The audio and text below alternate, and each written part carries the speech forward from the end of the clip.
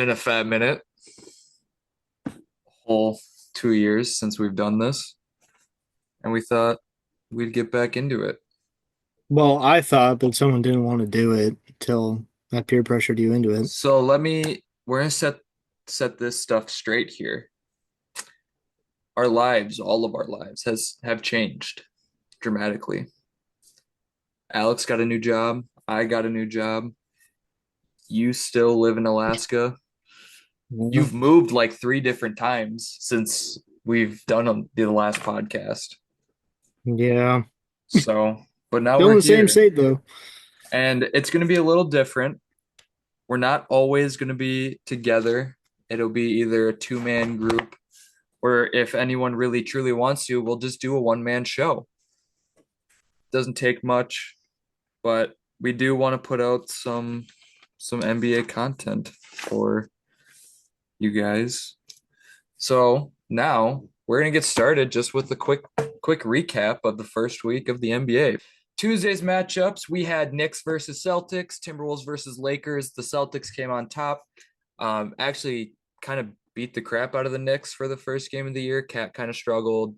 The team didn't mesh very well, but the Celtics were reigning champs, coming out in a bang. It's just how it goes. Timberwolves, Lakers. Timberwolves didn't shoot very well. The Lakers came out hot, running the floor. They also didn't shoot the greatest, but they showed a lot more hustle, and it kind of proved just on the court there. Wednesday's game, we have Pacers, Pistons, Cavs, Raptors, Bucks, Sixers, Magic, Heat, Nets, Hawks, Hornets, Rockets, Bulls, Pelicans, Grizzlies, Jazz, Suns, Clippers, Warriors, Trailblazers. Now, looking at Wednesday, the 4 games we want to hit for the Wednesday's games were Magic, Heat, Bucks, Sixers, Grizzlies, Jazz, Warriors, Trailblazers. I'll be taking the reins for that, going through top performers, most disappointing, certain stats, stuff like that. Thursday's matchups, we had Celtics, Wizards, Mavs, Spurs, Thunder, Nuggets, Timberwolves, Kings. Tyler will be taking the reins for the Timberwolves Kings game. And then yesterday we had Sixers, Raptors, Nets, Magic, Pistons, Cavs, Hornets, Hawks, Pacers, Knicks, Grizzlies, Rockets, Bulls, Bucks, Warriors, Jazz, Pelicans, Trailblazers, Suns, Lakers. The 2 games we actually want to hit on are the Knicks, Pacers, and then the Rockets and Grizzlies game. So let's get started on Tuesday's matchup. Obviously, we already recapped the Celtics Knicks game, and we talked a little bit about the Tuesday Laker Timberwolves game. But Tyler, break us down, man. What happened? For the Timberwolves. Um wow. Me oh my. That was a show to say the least. I mean, obviously I feel like they came in way overhyped, but that's just me. I had my doubts about Julius Randle, but I don't know. He's been known to be not very consistent, but um seeing how him and Nah were the only one to go positive in the plus minus, it was kind of relieving, even with the loss. But Anthony Davis just, when he's healthy, he's a threat. He is probably like the biggest threat to the league itself because he is probably one of the greatest centers in the league when he is healthy. But I mean, you have to respect his game. I'm not a huge fan of him, but I love the hype that he brings for the team. Like when he stuffs Rudy Gobert, and he just brought like a lot of energy with that. And I feel like having that energy with you brings a lot to the team. Even with LeBron being as old as he is, um, it's just, I mean, it's a sight to see with LeBron too, especially with his son that didn't really play. Um, But Rui, me oh my, I did not see that coming. He came out like completely different. I don't think I've seen Rui play like that ever. I get it, it's like the opening game, but to come out as physical as he was and to be able to like actually he didn't shoot all that great, but I mean, it's just his physical side. Like going seven for 14 from the field is not bad at all. Um, but I mean, he was, what is that, plus 19 in the plus minus? That's pretty damn good. But he's a very good, I don't want to say facilitator, but he's not clueless with the ball. Like, I feel like he fits the Lakers scheme, especially this year, seeing him. Yeah, I'm just shocked by that. But D'Lo let down, of course. I feel like after he said, what was that thing that he said? He was like, I need to go to a better team when he got traded from Minnesota. I Yeah, I can't don't know remember if what he it was was. hating on Minnesota. I think he just obviously, you know, the podcast of like Jeff Teague, you kind of hear a lot about Minnesota fans don't really respect you unless you're actually performing. A lot of Hmm. fans are like that. I think D'Lo in that last season kind of took a big hit from it, and it was for good reasons as a fan. You Hmm. know, I mean, he still showed he shot four for 12 and one from seven at three. Yeah. Like he only had five assists. He really didn't play all that well. Same with Austin Reeves, 6 for 14, 0 for 5 from three, couple handful of rebounds though, so he was picking up the offensive boards, which was good. Yeah. The biggest surprise, I know you were talking about Rui, which I'm really glad because I think giving him his flowers day one was really cool. Hmm. Um, Not only did he struggle with Washington, like it was hard for him to get started. Him and Denny Avdia kind of got drafted in the same situation. They're bigger forwards slash shooting guards who can kind of facilitate around other players. They can score around the rim. They can score outside the arc. They can shoot pretty well. I think Rui is a great player. I think he, like you said, he fits their scheme well to be more of a pace and space kind of guy. With Austin Reeves, I think though he'll be just fine. The one thing they're going to need is just good point guard play. If they have Gabe Vincent out there and D'Angelo Russell, it's going to be a struggle all year. So that's the main thing. But Jackson Hayes, he came in at the backup center spot. He was another guy who went under the radar. He played with New Orleans, was struggling a ton to like attack the paint. He could grab rebounds, he could block, but that's all he could do. He always got into foul trouble. But he's coming in, learning from Anthony Davis, learning from LeBron, which I think he's learning. I don't know if they're actually going down and like teaching him, but he looks better. He now the big No. thing I do want to talk about is the biggest thing I think of this game. We're only running a 9-man rotation, and that's Hmm. how it's been all both games or all three games. Because even today they played the Raptors, and if I'm mistaken, you can correct me, but I'm pretty sure they ran another 9-man rotation. Yeah. Like, let's look. Because my thing is like, Uh, they I ran get an, it. they Hmm? ran 9 men, the same 9 guys that played the first game. Yeah, that's insane. Like, I get it. Like, we were losing against LA. And the Kings game was it was a close battle, so I understand why they wouldn't want to bring him out. But I think like you have a lot of talent on the bench. Like I know bench play is probably like more impactful than having like two stars starting on the like in your starting lineup. But I mean, when it's early in the season, I get that you want to have momentum, but still, I mean, you have to give the guys at least some touches of the ball so that they can get a feel for it. Like especially going up against like Anthony Davis and LeBron himself. Like it's I'm not a coach, so I don't know, but It's having a just 9-man rotation for 3 games straight just yeah. doesn't seem right. No, and especially like we'll get into later, but like the Golden State Warriors literally ran like 10 to 12 men their first game Hmm. and they scored 140 points. Now, yes, one example that doesn't show everything, but we're running a 9-man rotation. But we talked about this offseason was how good the draft class that we brought in with Terrence Shannon Jr., Rob Dillingham, and then also bringing in Dante DiVincenzo, Julius Randle. We have Josh Minot, who played unbelievable in the preseason. And we have simple, just like filling guys, Luka Garza, Deshaun Nix. Joe Ingles plays a little bit, but he plays like 9 minutes a game. And yes, he's 37 next to 37-year-old Mike Conley. They both can't be on the floor together, but Mike Conley is going to be playing the whole goddamn game because we don't have a backup point guard. Like we have Dante DiVincenzo running the 2-1 switch up kind of deal there. And I don't like that. I don't like doing that. I don't like also Anthony Edwards coming up, bringing the ball up a lot. I think Mike Conley is really good at what he does. He facilitates. He hasn't shot very well, but he sees the floor like perfect. And if we can teach Dillingham that, that would be great. But you're not going to be able to teach him if he's just sitting there and not getting the in-game stuff, you know? Like he Yeah, needs the situations. Your body only knows what's going to happen if you see it. Like practices ran at half fucking speed.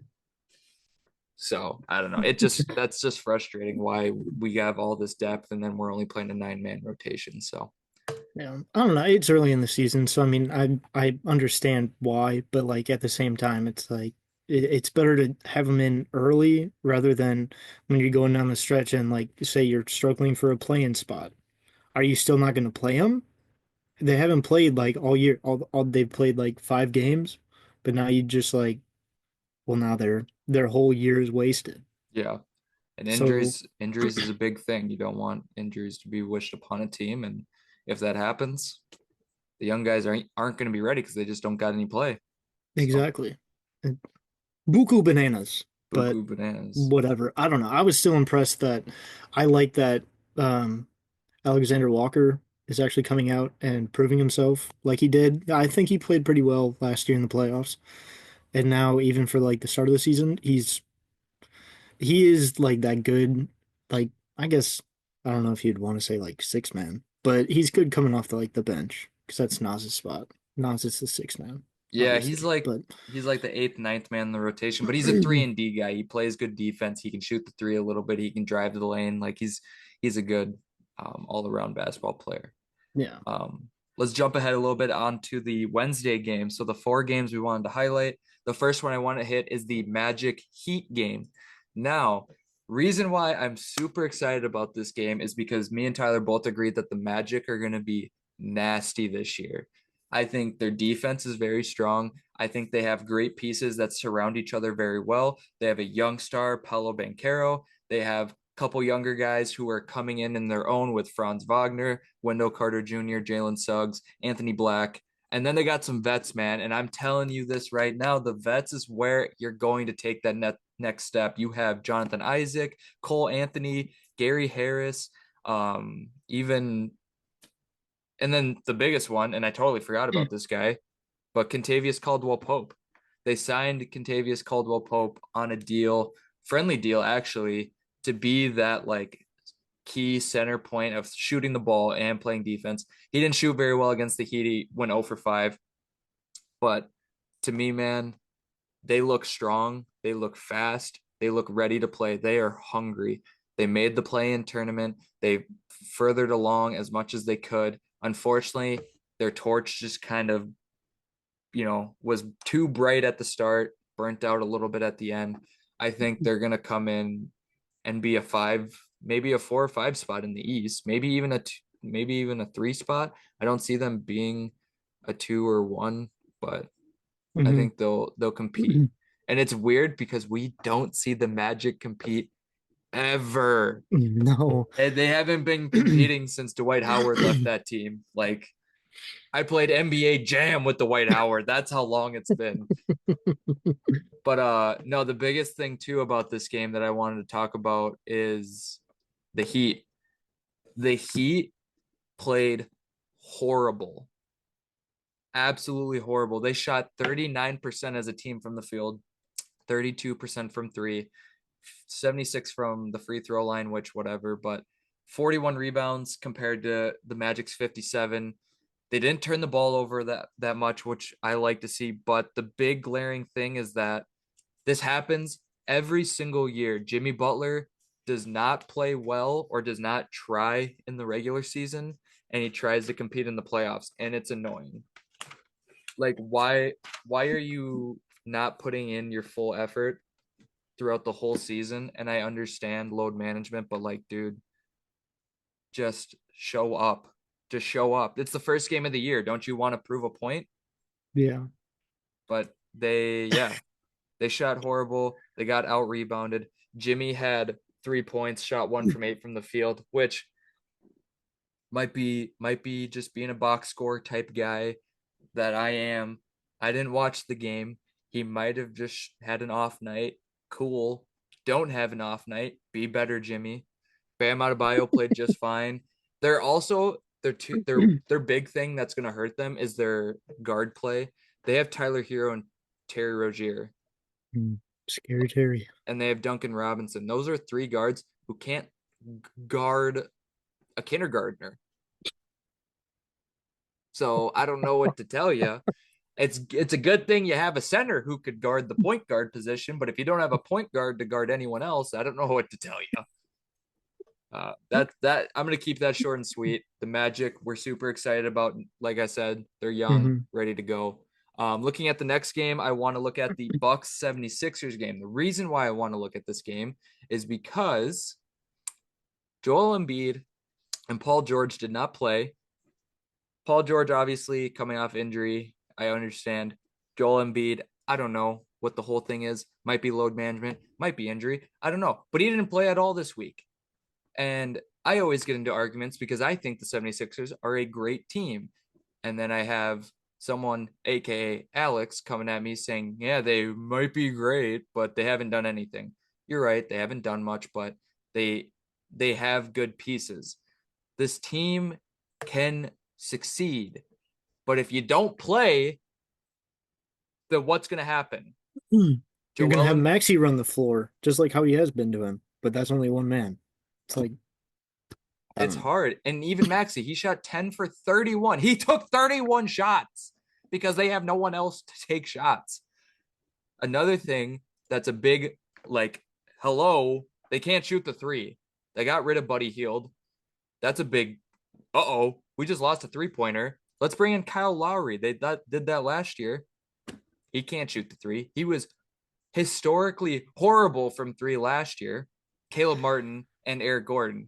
Eric Gordon only had a couple shots. He didn't make them at the three line, and Caleb Martin also didn't make his 3 pointer. So if you can't make your threes, you're gonna struggle when you don't have Joel Embiid. So is that the thing?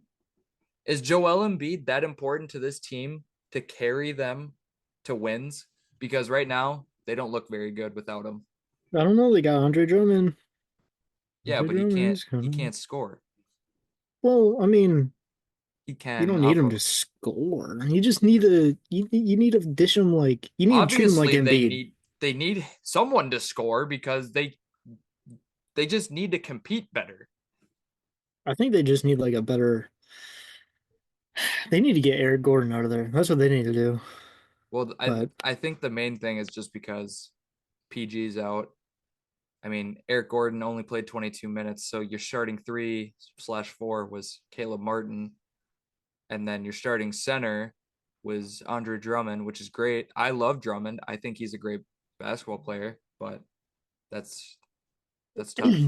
I mean, I guess going up against the Bucks too, like the Bucks, that's that's pretty hard. I mean, yeah, That's a hard competition, but you're right, but let me take a look real quick. They lost to the Raptors yesterday, so well, I mean, it's the beginning of the season, you that's know. well. Then that's my thing that I want to get into. Like, don't does Joel Embiid need to play then? Well, I mean, if they want to earn a spot, Then yes, he is the obviously yes he is the number one guy on that team, but he means way more than what most people think, and my that's thing why about he is not ass. okay, my thing is I have never respected Embiid a whole lot because of like just how like dramatic he is. And it's always like catered to him. Ever since he's been a Sixer, it seems like everything's catered to him. Even when Harden was on the team, then you had two people who were like, "Oh, I need it this way," and then like they have the thing like they're aren't they like investigating his whole situation with what he said, and then he showed up and he was practicing like free throws and everything like that, but then he doesn't play. Like I get like your health, but this is your job. You're getting paid for this. So you're just going to be paid to like play what 40 games That and then seems, expect us to be like, "Oh, I'm going to be in the playoffs now." This isn't NBA, this isn't 2K. You can't sim forward. yeah, that seems to be the trend. So, I don't know. That just it kind of ticks me off because Embiid is a great player. Like he is someone that you need on the floor.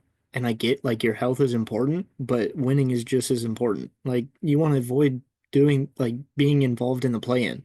You just want to you want to clinch and then just be done. yeah, I have nothing to worry about. You already have a set spot, but you'd rather just I I don't know. Injuries can come at any time. So even if he does sit, like it's still going to be injury prone. But you do yeah. you. I don't know. Next game I want to get into is the Grizzlies Jazz game. Close game, 126 to 124. Grizzlies came out on top. The cool thing about this game, the stats are like the exact same all around. Both teams shot 47% from the field. Both teams shot 38% from three. Both teams were 70-ish percent from the free throw line, 40s around the board for rebounds. The big key difference was the assists, I guess, but like no one's keeping track of assists really. Um, the Grizzlies looked all right. Desmond Bain struggled a little bit from the field. Santi Aldama had 27 points, and if he's your leading scorer, there might be a problem, but I'll take it. 27 points is pretty legit. Now the Jazz, Laurie Markkinen, ex-Bull, 35 points. So I mean, he got to the free throw line a ton. He shot 14 free throws. Only Like missed one. he only missed one. So um Walker Kessler, who was a big fan favorite of ours 2 years ago, had 14 rebounds. Not a whole lot else. He had 16 points, but you know, knowing He was him, almost perfect from the field. yeah, knowing him, a lot of them were just at the rim, not a lot of shots, maybe some tips. The two big things I want to get into are the most disappointing players out of this game aren't from the Grizzlies, or they're from the Jazz side. John Collins, like, come on, man. We expected a ton back in the day with the Hawks. He had a good year. Like him and Trae Young were just fine. And then I don't know what happened. They made a really strong push into the conference finals that one year, and then it just all disappeared. He stopped showing that 100% effort that he used to give. I mean, this dude used to body people at the rim. He was strong. He got up there. And another guy is Keontae George, younger guy playing guard for him, shot 3 for 18 from the field, 1 for 6 from 3. He'll get in his own. It'll take a little bit for him to develop. He was a very very good basketball player in college. I think it just like I said, it's that transition period. It's going to be growing pains, and especially when you play for kind of a not so great system. I wouldn't say they're a bad system, but your main guy is Laurie Markkinen. He needs to get his shots up, and then that's about it. It's free shots for you. There's not very many guys coming off the bench taking a bunch of threes, so yeah, I think it'll take a little bit of time for the Rook, and he'll be just fine. Yeah. I mean, probably shouldn't be taking up so many shots. Like obviously like heat checks, but I mean 3 for 18, See, but that's that not very good. he might have a game where he's 3 for 18, and then the next game he might be 10 for 12. So you And can just be inconsistent in his whole career. fine. It sounds like Colin Sexton, right? Great. Awesome. We have another one. Yeah. Oh, great. Yeah, just play through your Uh bigs. Basically. And then the last game I want to talk about on the Wednesday section is the Warriors Trailblazers. Now, in parentheses, guys, the Warriors scored 140 points. They also played the worst defense in the league, the Trailblazers. So I don't know what to tell you. Buddy Hield, dude, Actually, I'm not even gonna say buddy. This whole team shot unbelievable. They shot 52 from the field, 42 from three, 80 from free throw. Like these guys were unbelievable. And you know who was not unbelievable? The Trailblazers. They shot 39% from the field and 24% from three. So you wonder why they scored 140? They couldn't miss. And the other team sucked balls. Sounds about right. Looking at the box score, they played everybody. Hmm. Everybody got play for the Warriors, and I love it. I love it. Not only do you have Steph, Draymond, Wiggins, AirPods, Trace Jackson Davis, Jonathan Kuminga, all these guys playing around middle to high 20 minutes a game. The other guys came in and played like 19 to 15, and then even the third stringers got 5 minutes. This is what we are talking about with the 9 man rotation with the Timberwolves. It's hard to only have 9 guys like be carried to a whole season. Why don't we condition the other 7 on our roster and see how they do? Um, I will say this: the Warriors roster is actually pretty good still. Hmm. Even getting rid of Klay Thompson, if Wiggins now he went through a lot last year. I don't know if you kind of heard what happened, but Wiggins unfortunately lost his father last year. That's why he was struggling so bad. One, take care of your mental health first over your career. Like that's huge. So I think stepping away from the game for a little bit for him was huge. Um, if they have all-star level Wiggins, they have all-star level Draymond, they have a decent center mix between Kevon Looney and Trace Jackson Davis, and then Jonathan Kuminga can just keep taking shots because that's they give him the green light, I guess. I don't know why they gave him the green light, but he'll be a free agent and they might trade him. I don't know. But isn't having Draymond on your team still like a liability because he literally just received he has like isn't he tied for like the most techs in a career I or something like that? He literally got his first one like the first game. Like it was Yeah. his game. Another thing that I wanted to point out about this game, Buddy Hield, we talked about, Hmm. he played 15 minutes and scored 22 points. That's unreal. And then I look at the Trailblazers, they have no interior defense. Their outside perimeter defense sucks. They're inconsistent shooters. DeAndre Ayton is a bum. Trailblazers fans, you're going to have a rough season. And if Scoot Henderson doesn't get any better this year, even though he had a pretty good game at this game, if Scoot doesn't develop, you're screwed. Well, they're taking Your over the Pistons spot.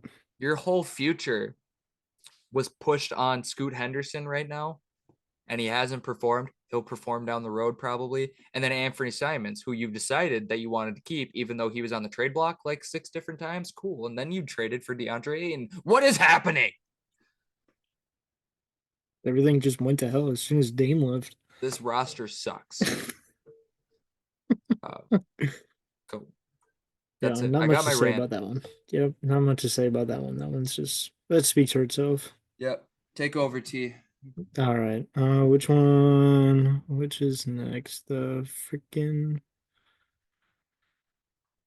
Hold on a second. Let me get my bearing after that whole big rant.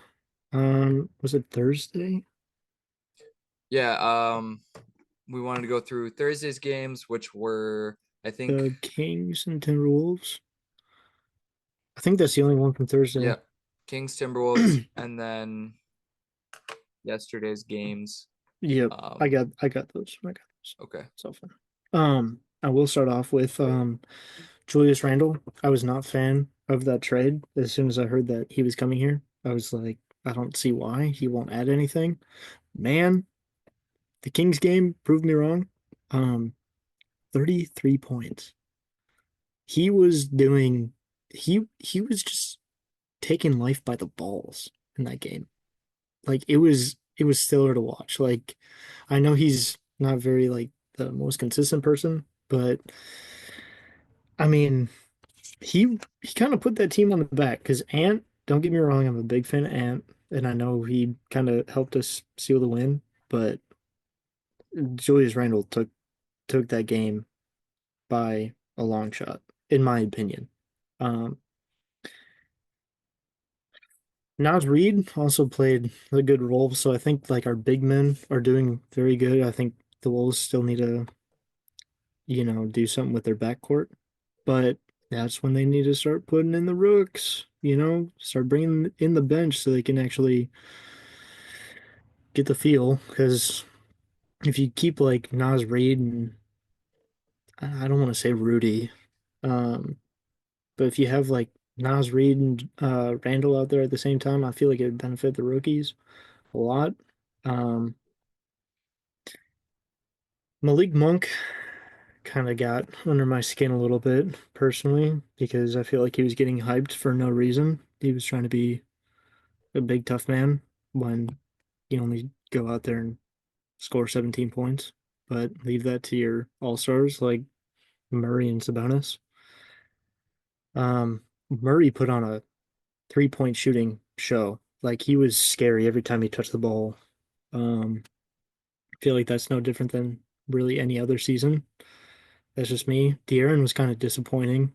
Um, I like watching him play, but that game he just seemed a little off. Um, Surprised to see Alex Len still out there. I don't like seeing that, I but see two names on this roster that are just blowing my mind: Doug McDermott and Alex Len. yeah, That's blowing why? my mind. That's my biggest like just why. Yeah, Alex Len, like he can hoop still. he can, but I guess when you only have Sabonis and Alex Len, Jesus, um, it's kind of he's not a very good backup. Yeah, to be But fair, they don't have a true like defensive oriented center. yeah, but I mean, DeRozan showed out. I liked seeing that though. Seeing DeMar actually kind of like ball out a little bit was nice. I mean, he was him and Murray shared the same amount of minutes, and DeMar's like that was his first game. Kind of weird to see that you just like bring him in. They're like, go do your thing. Um, I did like watching him play. I am a fan of the mid range, so watching DeRozan, do his little pump fakes like at the block, it was kind of entertaining to see. But I don't know. Minnesota showed out, so I was glad to see that. Um, Straight nail biter. I was sweating like the entire fourth quarter, but I say um, they trailed the whole game and then they came back in that late, basically 2 minute drill. So yeah. that's pretty cool. So I'm glad that they can clutch up a little bit, make some shots, just like they did last year against Denver in the playoffs. That's going to be huge if you can hmm take that next step and just keep competing throughout games so that you can take one step closer in the fourth quarter hmm to win that game. A little side note. Um, I know I'm big on officiating, but after watching the first couple games, from everybody, besides the Golden State game, of course, because it's Draymond, I feel like they're doing a lot better. I feel You like think there's a so? lot. I feel like, Do me you, personally, I feel like it's a lot better. did you see that they now have report cards and they have to turn them into um, the league at the end of each game? Yeah. I think that's wonderful. I feel like the only gripe I have is after a foul or anything is called, let the players get their emotions out. If it's not directed towards like a certain player or the refs, it why who is it hurting? Like if they clap or something, should be no reason to tee someone up or something like that. It's like, but I don't know. Keep it sane, keep it safe. You don't want to go back to like the 1990s, 1980s when it's like a fight club, but we don't need a Ron Artest show out again. But Love that. I'm excited. I'm There's I'm I'm always one excited for the fight official. that's big at the year, and it revolves Draymond usually. So Exactly. I just But want to. the overview of the Wolves and the Kings game, amazing. Like I feel like that tested both teams. I was happy seeing Sabonis. I feel like he was kind of iffy, like when he was free in the mid range. It felt like he didn't really want to. I felt like he was more confident behind the arc than he was on top of the key. I don't know why, but to each their own, I guess. But the Kings, I feel like, are going to be kind of scary if they can get their stuff together, and if Herter is feeling better, I guess. If he can go back to his old ways to shoot the ball like how he normally does. True. But I don't know. We'll see. I'm excited for the Kings. All right, let's start off with the Knicks. Actually, no. I want to.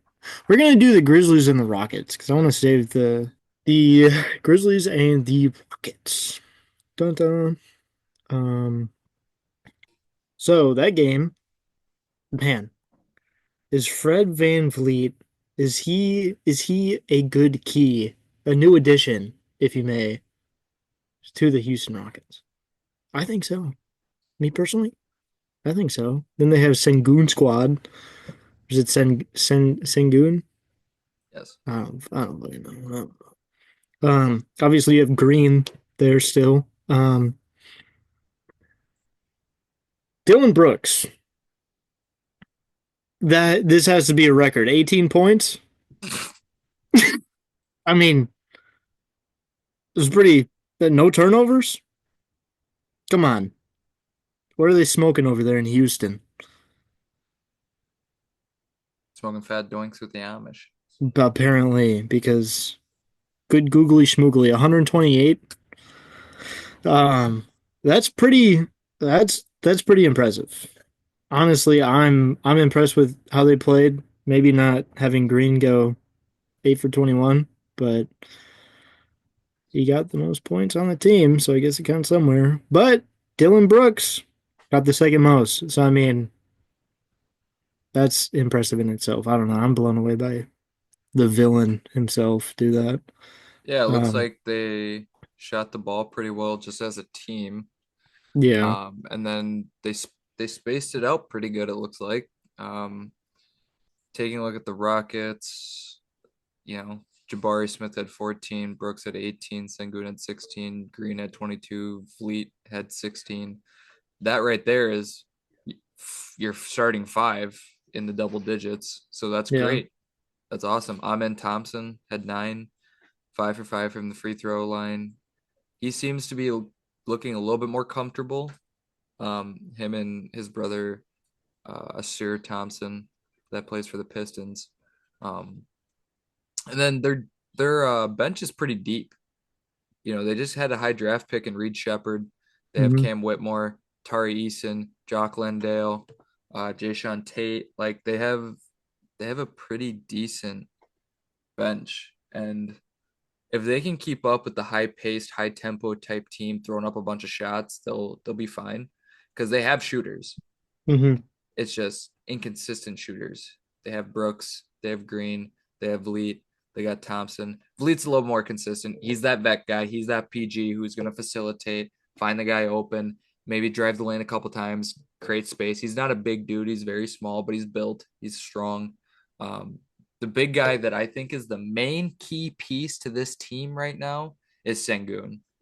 Oh God, yeah. 100%. Sengun took huge leap at the end of the year last year, and he played unbelievable.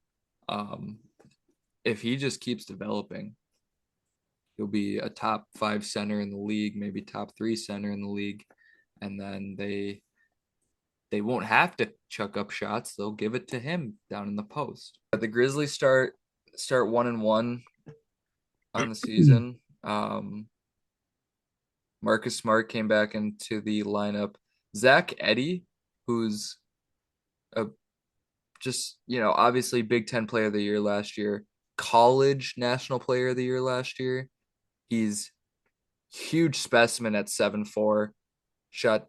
He shot 6 for 10, 13 points, 9 rebounds, 1 assist. He needs to And go to the line more. How do you only go to the free throw line? What is that, twice? Three times he had three free throws, but Well, that doesn't make sense. he could have had an and one. Okay, anyway, besides that, how are you only going to the free throw line? How are you only have three attempts when you're 7'4" and you're playing down in the paint? Like I feel like one of the smaller dudes from Houston would at least like try to like cause a ruckus or something. But I think he needs to start going to the line. Maybe he needs to play a little bit more physical. I haven't seen him play yet, so I can't say anything on that. But Yeah, I don't know. that's Like just me. I'm looking at the team here for the Grizzlies, and I'm not really too stoked about it yet. Hmm. Um, I think the pick and roll game with Zach Edey and John Morant might be pretty good down the road, but Edey is very slow. Hmm. He can't. I mean, yes, he can hit the jump shot. I don't know how consistently he can hit the jump shot. That's going to be something. If he can expand his game into hitting the mid range and maybe a little bit in the three, the pick and roll game will be a lot easier for him because obviously with Jaw, they're not wanting to have him drive the paint. He's a very Hmm. physical specimen as such a small body, but he finishes in high contact situations. Um, I will let him shoot over him driving the lane almost 99% of the time. Um, I mean, Other if you than look at their that, plus minus too, it's like they only had one player, and that was Clark, who was positive. Everybody else was not looking good on yeah, that side, but especially compared to Houston, when all their starters, their plus minus is almost all double digits, minus Van Fleet. it makes sense. They got out rebounded. I still think Memphis is going to be kind of scary, especially if Ja keeps a good level head. Desmond Bain, I feel like he was always reliable. And then having Clark come off the bench, too. I mean, maybe not having Marcus Smart. I mean, he's good defensive pressure, but I mean, what can you do from a guard spot? You can't do everything. But I still feel like Memphis is going to be scary down the road. Yeah, we'll see. I don't know how much I expect from them, but it was a good game. I mean, the Rockets showed out, man. That was crazy. They're going to be scary too. I don't know First how you have the Magic, and now Houston coming out. I don't know how scary, but they'll be scary. I mean, 128 against Memphis might not be saying much, but I mean, from a Houston team that didn't really do anything at Yep. all, pretty impressive. Now, But I want you to go through this game, this next game. the Knicks and the Pacers, Lay it on me, big dog. I will say first, Halliburton washed, trash, Go whatever you through need to go say. through his stat line. Halliburton, nothing, nothing, no points at all. Just hucking it up there. What do he shoot? He went 0 for 7 for threes, 0 for 8 through the field. He had 5 assists. I would say he must have had a bunch of assists.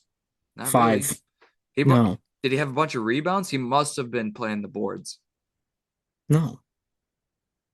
He didn't even get an offensive rebound. You're telling me you're going to be a star of a team and you can't even show out? Paul George would never let this happen. Get Obi Toppin out there. He's a new star. Obi, Obi Obi, yeah. Toppin. So Obi. yeah, that's I mean, that's having crazy. Miles Turner is reliable, at least. And then bringing in Pascal Siakam, having those two play together, I feel like that is dangerous. Obviously, Siakam kind of fell through with Toronto, but Siakam, I've always respected his game because as a big, I feel like he's like Cat Jr. Like maybe not as good, but Siakam can still do anything that you really need. Obviously, he didn't make a three, but I feel like there's nobody, there's there's two people who made a three in the Knicks game. Yeah, they shot 10% from three. Yeah, that's not good. But that also brings me to the Knicks team and how scary they are because I feel like even though the first game against the Celtics was kind of a blowout, what can you say against going up against the former champions? Like Jason Tatum, good, great. Sorry, not good, great. Brown, good, great. Um, Derek White, he's pretty good. Great. I don't know about that. But in this game with the Knicks, Cat, I was so excited to see him play in the Garden. That was to me it brought like a tear to my eye. I'm glad to see that he's doing good on this team. He has a very well-rounded team. Jalen Brunson obviously is like an amazing guard. I feel like he's always like gonna at least be somewhere in the running for MVP.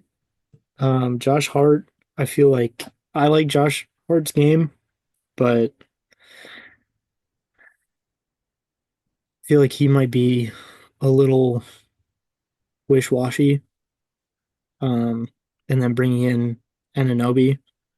Anunoby did pretty all right. I mean, then you have Bridges too. So Cat being a three-level scorer, this is probably like the best fit for him because Jalen Brunson knows how to run the floor. He can do it himself. He can dish it out. Cat did pretty good. He's The Knicks are going to be very scary this year. If I had to say, it would be the Knicks and the Celtics, and then I mean whoever whoever wins between those two in the conference or in the conference finals is going to go all the way. Even though the West is still scary, I feel like the East is a lot more scarier this year. Yeah, I would agree. I think their starting five has to be the best starting five in the league, Hmm. where you have Brunson, Hart, and Anunoby, Bridges, Towns.